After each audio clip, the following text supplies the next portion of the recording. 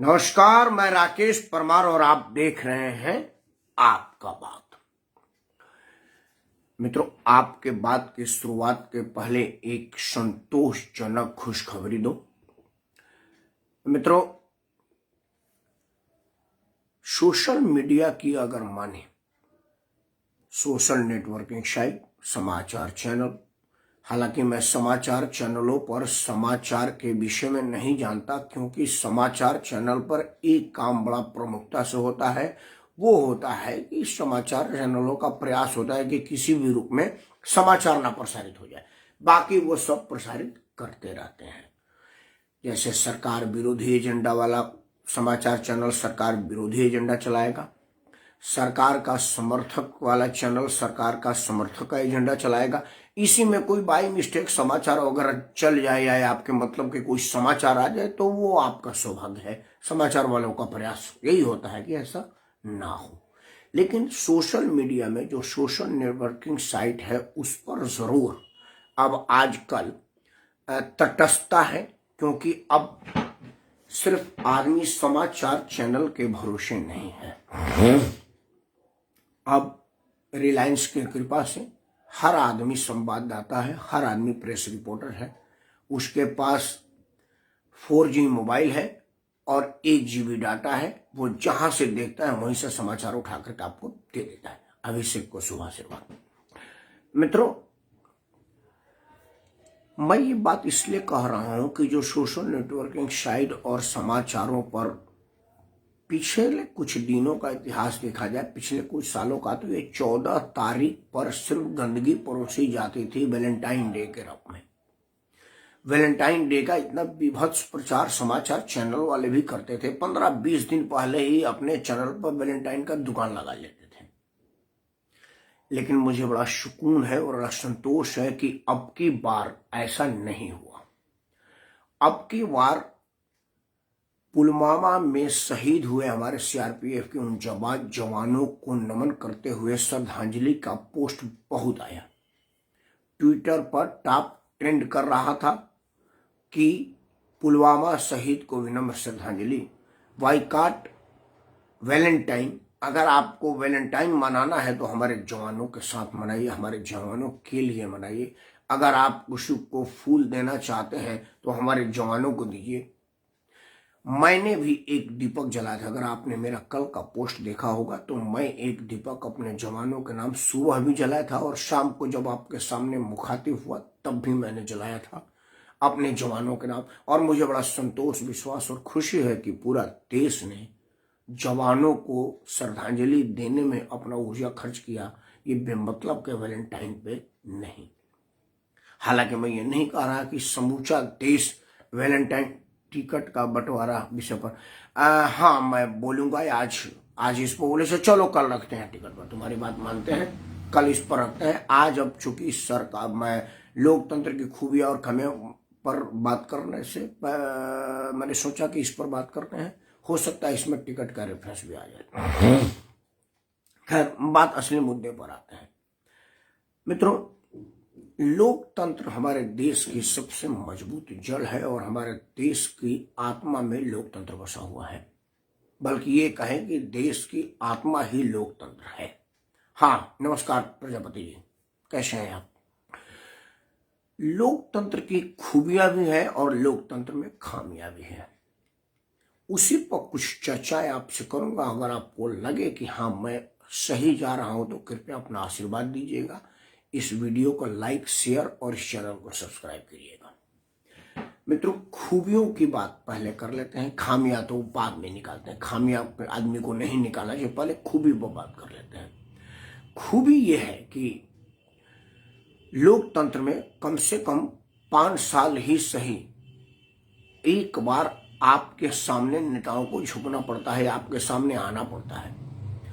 अभी देश दुनिया में सर्वाधिक लोकप्रिय जननायक नरेंद्र मोदी हों या इसके पहले सोनिया गांधी हो, मनमोहन सिंह हो, ये सब, हाँ राजू भाई नमस्कार, ये सब के सब लोग आउट ऑफ रीच थे। ये सब लोग अनटचेबल थे। Nobody have right to touch them, show them, meet them. कोई भी आम आदमी की हैसियत नहीं थी कि वो इन लोगों को छू सके, मिल सके, देख सके। लेकिन जब चुनाव आता है तो ये स्वयं आपके यहाँ आते हैं, और उसके पहले रेडियो टीवी में चिल्ला चिल्ला के लोग आते हैं कि आज टाउन डिग्री महाविद्यालय के प्रांगण में नरेंद्र मोदी आएंगे, राहुल गांधी आएंगे, मायावती आएंगे, फलाना ढिमाका। तो कम से कम आपको नजदीक से देखने को, उनसे बात करने को, उनकी बात सुनने को मौका मिल जाता है। ये तो हुई खूबियां। आपको अपना मनपसंद उम्मीदवार के सामने वाला बटन दबा करके उस पार्टी को जिताना, उम्मीदवार को जिताने का मौका मिलता है। कितना हो दिमाग को भ्रमित करके, प्रभावित करके लोग आपका वोट बहका ले, लेकिन अंततः बटन तो आप ही को दबाना है। नरेंद्र मोदी आपको प्रलोभन दे सकते हैं, बहका सकते हैं, राहुल गांधी आपको प्रलोभन दे सकते हैं, बहका सकते हैं, अखिलेश यादव आपको सब कुछ कर सकते हैं, लेकिन अंततः बटन तो आप ही दबाएंगे ना। तो जो बटन दबाएंगे उस बटन का परिणाम का जिम्मेवारी भी आप ही को है। मतलब आप किंग मेकर हैं, खुदा है आप किंग मेकर हैं, आप निर्माता हैं, आप बना रहे हैं इस सरकार को। इस बात की संतोष तो आपको होगी, इस बात की खुशी तो आपको होगी। ये हुई लोकतंत्र की खूबी। अब आते हैं कि लोकतंत्र में खामियां कहाँ है। देखिए खामियां भी हैं। आपको दो छोटे छोटे उदाहरण दे देता हूं। जैसे कि मैंने कहा ना कि समाचार चैनल वाले समाचार नहीं दिखाते, वो सब के सब एजेंडा चलाते हैं। वो अपने अपने एजेंडे से समाचार, जैसे अभी मैं समाचार देख रहा था, एनडीटीवी इंडिया नाम रख लेता हूं, क्योंकि मैं उसको भी देखता हूं, क्योंकि सरकार विरोधी समाचार है, तभी तो सरकार के विरोध की कुछ पता चल पाएगा। फिर मैं जी न्यूज देख लेता हूं तो लेबल हो जाता है। एनडीटीवी इंडिया पर दो खबरें बड़ी प्रमुखता से प्रसारित की गई। उन्हें बताया गया कि भाई जो प्रधानमंत्री आवास योजना के तहत हर गरीब को आवास के देने की जो प्रधानमंत्री का संकल्प था, उसमें खामियां हैं, और बहुत सारे आवास ऐसे हैं जो पूरे नहीं बन पाए हैं और उसको बना हुआ घोषित कर दिया गया है। ये गलत है, इस बात को मैं मानता हूं, लेकिन एनडीटीवी ऐसा प्रचारित कर रहा था जैसे कोई बहुत बड़ा नुकसान कर दिया हो देश का माननीय प्रधानमंत्री ने, क्योंकि उसका एजेंडा भारत के प्रधानमंत्री का विरोध करना था, देश का विरोध करना था, देश के सरकार का विरोध करना था। लेकिन इसी में समझने वाले तो समझ गए ना कि भाई कम से कम नरेंद्र मोदी ने दिया है, कुछ न अधूरा रह गया है, मतलब प्रधानमंत्री आवास योजना से आवास मिली तो है। यही खूबियां और यही खामियां हैं। राजू सिंह जी को मैं प्रणाम करते हुए चाहूंगा कि आपने जो मुझे मार्गदर्शन दिया है वो मैं आपको पढ़ूं। राजू भाई ने लिखा है कि एक सुरेंद्र सिंह विधायक को हराने के लिए बलिया के पूरा बीजेपी नेता लग गए, लेकिन सुरेंद्र सिंह के साथ पूरा 363 विधानसभा है। आप अपना विचार रखिए, मेरा विधानसभा पर है। राजू जी, ये सिर्फ आप ही का विधानसभा नहीं है, ये मेरा भी विधानसभा है, और आपको जान करके आश्चर्य, संतोष, खुशी होगी कि मैं वहीं का मतदाता हूं। मैं बेशक दिल्ली में रहता हूं, लेकिन मेरा मतदान बैरिया विधानसभा के शोभा छपरा गांव के बूथ नंबर 4 पर होता है, और मैं वहां मतदान देने हर चुनाव में, मैं पंचायत स्तर के चुनाव में भी जाता हूं। मेरा एक बार का वोट मिस हुआ है, वो मैं बॉम्बे में था और मैं पहुंच नहीं पाया, नहीं तो मैं मतदान करने गांव में जाता हूं और मतदान देता हूं। अगली बार भी जाऊंगा। दूसरा कि बैरिया विधानसभा का विधायक आपका और हमारा विधायक नहीं है, वो लोकनायक जयप्रकाश नारायण के जन्मस्थली का भी विधायक है। वो राज्यसभा के उपसभापति आदरणीय हरिवंश जी का भी विधायक है। प्रधानमंत्री के निजी सचिव एच.एन. शर्मा का भी विधायक है। लोकसभा के पूर्व सांसद और पूर्व उत्तर प्रदेश के मंत्री श्री भरत सिंह जी का भी विधायक है। वो मतलब वो विधायक बड़ा महत्वपूर्ण है, उस पर बोलूंगा मैं। आज चूंकि लोकतंत्र पर लिख दिया है, नहीं तो मैं जरूर बोलता, कई लोगों ने लिख दिया, लेकिन कल बोलूंगा, बैरिया पर ही बोलूंगा। चलिए कह दिया, कल मिलते हैं 10 बजे, लेकिन आज लोकतंत्र पर बात कर लेते हैं। मित्रों, तो उसमें ये खूबियां और खामियां दिखाई जा रही। फिर उसने एक और अगला समाचार दिखाया कि उत्तर प्रदेश में आवारा पशुओं से किसान परेशान है। हमने सोचा कि इसी पर बोला जाए, क्योंकि एनडीटीवी का समाचार है, झूठी नहीं है, ये प्रमाणित है, क्योंकि वो वीडियो बयान था, उस पर कैमरा पर था, तो उसमें ना का तो कोई मतलब नहीं बनता। सच्ची खबर तो इसी पर चर्चा करते हैं। तब तक यशवंत भाई को प्रणाम करता हूं। आपने लिखा है कि बलिया में नारद राय भी कुछ टिप्पणी दूसरे को लेकर कर रहे हैं। हाँ, हम भी करेंगे, यशवंत भाई, कोई टिप्पणी करने में हम कोई कम टिप्पणीकार थोड़ी हैं, करेंगे टिप्पणी। फिलहाल लोकतंत्र की खामियां और खूबियां पर चर्चा करें, आप अपना आशीर्वाद मुझ पर बनाए रखें। उसमें वो दिखा रहा था कि आवारा पशु एक गरीब का खेत चर गया। मेरा मुद्दा इसी पर, इसी मैंने लोकतंत्र की खूबियां और खामियां पर कहा है। मैंने कहा है कि जो करेंगी वो सरकारें करेंगी, हम तो सिर्फ सरकार को परेशान करेंगे। ये मैंने क्यों कहा, आज चर्चा 2, 4, 5, 10 मिनट जितना देर तक आप मुझे अपना आशीर्वाद देते रहेंगे और मैं बोलता रहूंगा, इसी पर बोलूंगा। इसके अलावा इस विषय को मैं भटकूंगा नहीं। मित्रों, इसमें 2 चीजें बड़ी स्पष्ट हो जाती हैं। आवारा पशु नरेंद्र मोदी का तो है नहीं, राहुल गांधी का है नहीं, मायावती, ममता बनर्जी, चंद्रबाबू नायडू, अखिलेश यादव, इनमें से तो किसी का है नहीं। वो आवारा पशु हमारे अपने किसान भाइयों के हैं, जो किसान अभी तक सरकार से नाराज होने का प्रचारित किया जा रहा था कि किसान सरकार से नाराज है। उसकी बहुत सारे मांगे हैं। उसमें एक मांग ये भी रख देना चाहिए था कि आप आवारा पशु बनाकर रखेंगे। आवारा पशु का जो तस्वीर एनडीटीवी पर दिखाई जा रही थी, उसमें एक भी मतलब बूढ़ी, बेकार और खराब पशु नहीं थे। वो सब छोटे छोटे बच्चे और बछड़े थे, दुधारू गायें थी। मतलब वो आवारा नहीं है, वो पाले हुए पशु है जिनको आवारा के रूप में चरने के लिए छोड़ दिया गया है, किसानों की भूमि चरने के लिए। कौन छोड़ा है? किसान छोड़ा है, क्योंकि पशु किसान की है। मतलब आप करेंगे कुछ नहीं, आप आलोचना करेंगे कि सरकार के गौशालाओं में गायें मर रही हैं। आप गाय का दूध पूरा जीवन निचोड़ के खाएंगे और जब वो दूध देना बंद कर देगी तो आप उसको आवारा छोड़ देंगे। उसके साथ जो पशुओं की तस्वीर दिखाई जा रही थी, वो सारे बछड़े थे, बच्चे थे, होने वाली गायें थी, होने वाले बैल थे, जो अभी जवान होने के क्रम में थे। तो वो आवारा कहां से हुआ? वो तो लोगों की खेती है एक तरह से, वो तो एक व्यवसाय है। आदमी 10, 20, 5 बछड़ा पाल लेता है ताकि आगे चल के वो बड़ी होंगी, गाय होंगी, दुधारू जब हो जाएंगी तो महंगे दाम में बिकेंगी और हमारा कुछ मुनाफा हो जाएगा। बैल हो जाएगा, जब खेत जोतने के काम आ जाएगा तो मेरा कुछ मुनाफा हो जाएगा। तब तक ये बच्चे हैं, लोगों के खेत चर चर के आगे बढ़ेंगे। मतलब मेरा ये कहना है कि किसान आंदोलन कर रहा था, उसमें ना तो किसान प्रतिनिधियों ने इस मुद्दे को रेज किया, ना ही सरकार के तरफ से वार्ताकारों ने इस पर रेज किया कि भाई आप ही के आवारा पशु आप ही का खेत चर जाते हैं, जिसकी जिम्मेदारी सरकार पर रह जाती है और कही जाती है कि इसके लिए सरकार करे। देखिए, देश की सरकारें जनता के हित के लिए होती है, जनता के लिए होती है और जनता के सुखों का व्यवस्था कराने के लिए होती है, जनता के हर दुख का निवारण के लिए होती है। इसमें कहीं कोई दो राय नहीं है। लेकिन अगर कुछ चीजें हम स्वयं भी करने लगेंगे तो मेरे ख्याल से सरकारों पर बोझ कम पड़ेगी और हम पर कोई एक्स्ट्रा खर्चा नहीं पड़ेगा। मैं बात करता हूं आवारा पशुओं के समस्या पर। आवारा पशुओं की समस्या का समाधान अगर सरकार लाएगी तो ये करोड़ों खरबों रुपए की बजट है, क्योंकि हर गाय के लिए अलग रहने का व्यवस्था करना पड़ेगा, उनके चारा का व्यवस्था करना पड़ेगा, उनके देख रेख करने वाले कर्मियों की व्यवस्था करनी पड़ेगी और ये सब पैसा लगेगा। और पैसा किसका लगेगा? आपका लगेगा, क्योंकि नरेंद्र मोदी अपने तनख्वाह में से तो 1 रुपया खर्चा करेंगे नहीं। राहुल गांधी, प्रियंका गांधी, ये सब लोग जो आपके सुखों की गारंटी लेते हैं, आपके दुखों के निवारण करने की गारंटी लेते हैं, वो एक भी अपने घर से कोई एक ढेला पैसा नहीं खर्चा करते, बल्कि इन्हीं कामों में से कुछ घोटाला, कुछ गमन करके अपना तिजोरी भरते हैं। जैसे लालू प्रसाद यादव ने मवेशियों का चारा चर जाने के इल्जाम में वापस पुनः जेल चले गए। वो भी तो लोगों को गरीब का बेटा गुदरी का लाल चिल्लाते थे, लेकिन एक बार थोड़े चिल्लाए कि मैं तो ट्रेजरी में से पैसा निकाल लेता हूँ, आवारा मैं मवेशियों का चारा तक चर जाता हूँ, हजम कर जाता हूँ, ढकार भी नहीं मारता, उन्होंने कभी कहा है।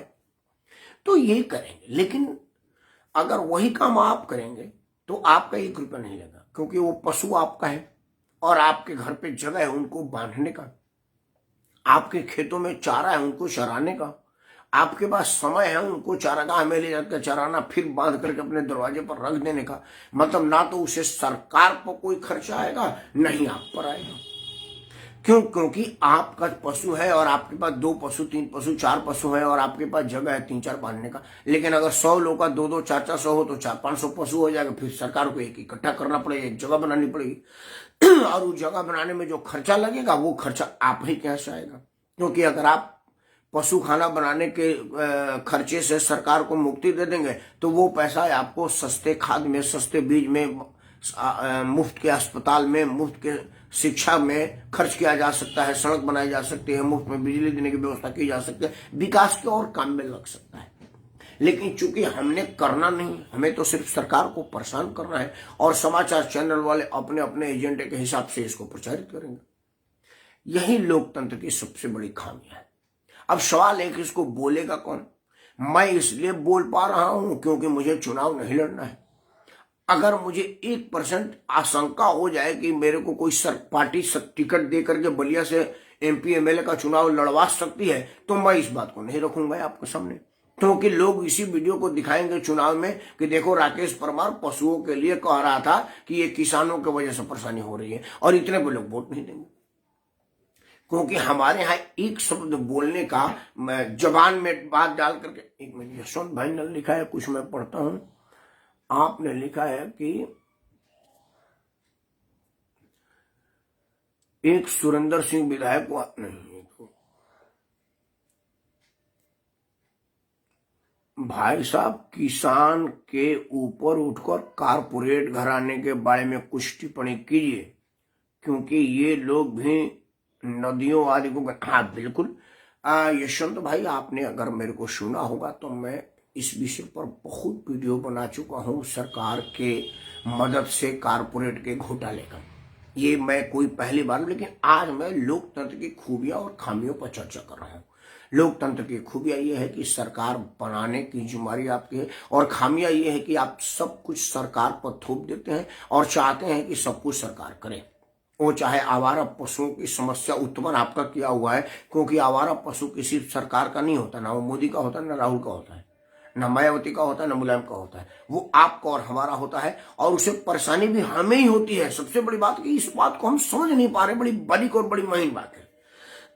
जो आवारा पशु खेत चर रहे हैं वो राहुल गांधी का खेत नहीं चर रहे, वो नरेंद्र मोदी का खेत नहीं चर रहे, माया मुलायम ममता का खेत नहीं चर रहे, वो हमारा अपने किसान भाइयों का चर रहे। मतलब मेरे गांव का, जो मैं बलिया का रहने वाला हूं, तो मेरे गांव का जो मवेशी होगा वो हरियाणा में तो जाएगा नहीं चरने के लिए, वो मेरे गांव में या तो मेरे खेत में चरेगा या मेरे किसी पड़ोसी पटदार के खेत में चरेगा। नुकसान तो हमारा ही हुआ।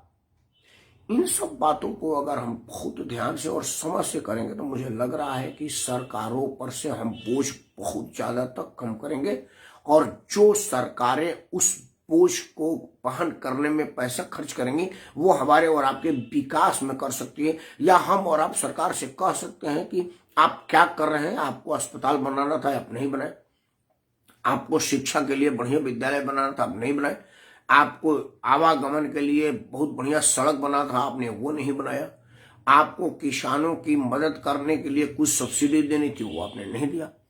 क्योंकि सरकार के इन सब मद में खर्चा होने लगे पैसे तो आवारा पशुओं के व्यवस्था करने में लग जाता है। इसलिए मैं आपसे कह रहा हूं कि अगर कुछ चीजों को आप स्वयं करेंगे तो मेरे ख्याल से ज्यादा अच्छा होगा, सरकार से बेहतर कर पाएंगे। 22,000, हाँ ऊपर कल भी बोलेंगे, बिल्कुल वो 22,000 करोड़ का घोटाला पर, मैं बैंक घोटाले पर बहुत बोल चुका हूँ। RBI से रुपया लेने पर सरकार के विरुद्ध बहुत बोल चुका हूँ यशवंत भाई। मैंने जितना सरकार के विरुद्ध बोला है उतना आप नहीं बोल पाएंगे, क्योंकि जब 1,76,000 करोड़ RBI का रिजर्व फंड लिया था सरकार का, तो मैं लगातार 1 हफ्ता वीडियो बनाता रह गया था। ये बात नहीं है। बैंक के डूबने की जब क्रम आई थी उस पर मैं 4-5 दिन तक लगातार बोला था, मैं बोलूंगा, लेकिन अभी चूंकि मामला डिटेल हो जाएगा, अभी इस बात पर मामला है। मित्रों, एक छोटा उदाहरण देकर के मैं अपना वीडियो बंद करूंगा। एक हमारे पूर्वांचल के थे मुस्लिम स्कॉलर, नाम शायद मैं उनका उच्चारण ठीक से ना रख पाऊं, लेकिन नाम था वहीदुद्दीन खान। मैं क्षमा चाहूंगा किसी आदमी की भावना आहत हो। उनका नाम था वहीदुद्दीन खान और निजामुद्दीन में रहते थे, पूर्वांचल के थे। हमें भी कुछ पहचान लेते थे, 1-2 आदमी के साथ में उनसे कई बार मिला था। मैं उनको जब नहीं मिला था तब के ये वाक्य, वो दैनिक जागरण में मेरे ख्याल से लेख लिखा करते थे, शायद मैं दैनिक जागरण ही था अखबार, ये मैं इसलिए कह रहा हूं कि मेरे पास जो दिल्ली में अखबार आता था वो दैनिक जागरण ही था। मैं दैनिक जागरण में ही शायद पढ़ा था, हो सकता है कोई और अखबार, मैं अखबार की गारंटी नहीं देता। उन्होंने अखबार में एक वो कॉलम लिखते हैं, तो उन्होंने कॉलम में एक रेफरेंस लिखा। रेफरेंस ये था कि वो कह रहे थे कि मैं निजामुद्दीन में रहता हूं और मेरे मोहल्ले में बहुत सारे अधिकारी, अफसर और नेता रहते हैं। MTNL ने टेलीफोन के लिए खड्डा खोदा, तो मेरे घर के सामने थोड़ी गड्ढा टाइप का बन गया। बरसात में वहां पानी लग जाता था और जो गाड़ी आती थी पानी उसके टायर से छटका मारते हुए मैं पूरा मेरा दीवार खराब करती थी, लोगों का पतलून और पैजामा गीला कर देती थी। जिसको पानी का छींटा पड़ता था वो रुक करके सरकार को 5 मिनट गाली देता था, फिर आगे निकल जाता था। करीब 2-4 दिन मैंने यही देखा। मैं बाहर अखबार पढ़ रहा था तो एक ट्रैक्टर वाला मलबा लेकर के जा रहा था।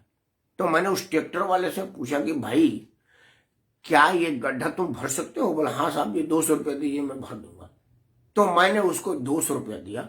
उसने अपना ट्रैक्टर का मलबा वहां पर गिरा दिया, थोड़े बहुत कुदाल से उसको सीधा कर दिया। 15-20 मिनट में गाड़ी आया जाकर के खुदे उसको रोड रोलर कर दी और वहां पानी का जमावड़ा खत्म हो गया। फिर वो आए तो देखे कि और लोग क्या करे, का कोई मेरे को थैंक्स बोल रहा है? किसी ने मेरे को थैंक्स नहीं बोला, ना ही सरकार को थैंक्स बोला, ना गाली दी। लोग अपने काम में चलते गए, उन्होंने कहीं कोई फर्क नहीं पड़ा। वहीदुद्दीन शाह खान साहब का शब्द था कि जो चीज मैं गाली देने में अपना ऊर्जा व्यय करता, सरकार को चिट्ठी लिखने, जवाब मांगने में मेरा 200 रुपया खर्च हो जाता, वो 200 रुपया मैंने दिया। एक गरीब ट्रैक्टर का मलबा उठाने वाले मजदूरों को आपस में फायदा हो गया और जो मलबा ले जाके कहीं फेंकता हमारे आगे गिरा दिया और वो गड्ढा भर गया। मतलब वो कह रहे थे कि आप सरकार को कोसने में जो ऊर्जा लगा रहे हैं उससे कम ऊर्जा में वो काम स्वयं कर सकते हैं जो आप सरकार के भरोसे चुपचाप बैठे हैं। इसीलिए मैं ये कह रहा हूं कि आप आदरणीय वहीदुद्दीन खान साहब के उस बात को याद रखें और जो ऊर्जा आप सरकार को गरियाने में लगाने वाले हैं उससे आप उस काम को करिए जिस काम के वजह से आप सरकार को परेशान कर रहे हैं, सरकार को नीचा दिखा रहे हैं। मित्रों, सरकार कोई बाहर की आई हुई चीज नहीं है, सरकार कोई बाहर से आए हुए लोग नहीं है। सरकार आपकी अपनी है, स्वयं आप सरकार हैं। कल नरेंद्र मोदी जी दिल्ली में एक साधारण आदमी थे, आज सरकार है। आज भारत के कर्णधार हैं। कल मनमोहन सिंह साहब सब कुछ थे, आज वो आराम से बैठे हुए हैं। कल मायावती उत्तर प्रदेश की शहंशाह थी, आज वो अपने महल में आलीशान बैठे हुए हैं। तो सरकार कल आप भी हो सकते हैं। इसलिए मैं आपसे कहूंगा कि आप सरकार के स्तर पर जाकर के सोचिए कि क्या सब काम हम सरकार के भरोसे ही रह सकते हैं या कुछ काम स्वयं भी कर सकते हैं। मुझे नहीं लग रहा है कि स्वयं के कामों में किसी तरह की शर्म है। जैसे अपने आवारा पशुओं की निगरानी हम स्वयं कर सकते हैं, सरकार के जिम्मे ना छोड़ें तो बहुत बड़ा समस्याओं का समाधान हो जाएगा। हम सड़क पर कूड़ा फेंक देते हैं और नाली जाम हो जाती है, हम निगम वाले को गाली देते हैं। लेकिन क्या हमने कभी अपने आप से पूछा कि जो आपके घर के आगे की सीवर लाइन चौक हुई है, क्या वो निगम का कमिश्नर ने चौक किया है या वो निगम के कर्मियों ने चौक किया है? नहीं, वो आपने अपने घर से पॉली बैग डाला हुआ है अपने सीवर लाइन में और वो जाते जाते इकट्ठा होते होते बंद हुआ है। हम लोग अच्छी कॉलोनी में रहते हैं, हम देखते हैं कि हमारे घर की माताएं बहनें झाड़ू लगाते लगाते बाहर जाती हैं और उस पूरे झाड़ू के कूड़े को नाली में डाल देती हैं और पानी पाइप से मार करके फिर नाली में डालते हैं। सारा कूड़ा होते होते नाली भर जाता है और हम अपने पार्षद को गाली देते हैं कि कभी नाली सफाई नहीं करवाता। लेकिन हमने क्या कभी सोचा कि क्या पार्षद अपने घर से कूड़ा ले आकर के आपके नाली में डालता है कि वो आप ही का नाली है और आप ही ने उसको भरा हुआ है? इन सब विषयों पर अगर आप 2 मिनट सोच लेंगे तो मैं समझ रहा हूं कि राष्ट्र निर्माण में बहुत बड़ा योगदान दे पाएंगे। क्यों? क्योंकि ये जितनी चीजें आप सरकार पर थोपते हैं वो असल में वो सारी समस्याएं सरकार के द्वारा उत्पन्न समस्याएं नहीं है, उस समस्याएं आपके द्वारा उत्पन्न की गई है। और अगर आप ही उसको ना उत्पन्न करें तो फिर सरकारों को समस्या में पड़ने की जरूरत नहीं पड़ेगी। और सरकार सबसे बड़ा क्या है कि सरकार आपके समस्या का समाधान करेगी तो उसके लिए उसको अलग से बजट की जरूरत पड़ेगी। वो फंड जो आपके कल्याण के काम में लग सकता था वो अब उस बेकार के काम में लग रहा है और आपका कल्याण वाला काम खाली पड़ रहा है। तो सोचिए कि नुकसान किसका है। इन्हीं शब्दों के साथ मैं राकेश परमार एक बार पुनः आपसे प्रार्थना करता हूं कि लोकतंत्र की खूबियों और खामियों पर चर्चा करें। अपने आप से तो लगेगा कि आप सबसे बड़ा सरकार के मिनिस्टर बनेंगे। मैं क्या हूं, मेरी तो कोई हैसियत नहीं है। जितना आप समझदार हैं मैं नहीं समझता कि उतनी समझ मेरे को है। जय हिंद, वंदे मातरम।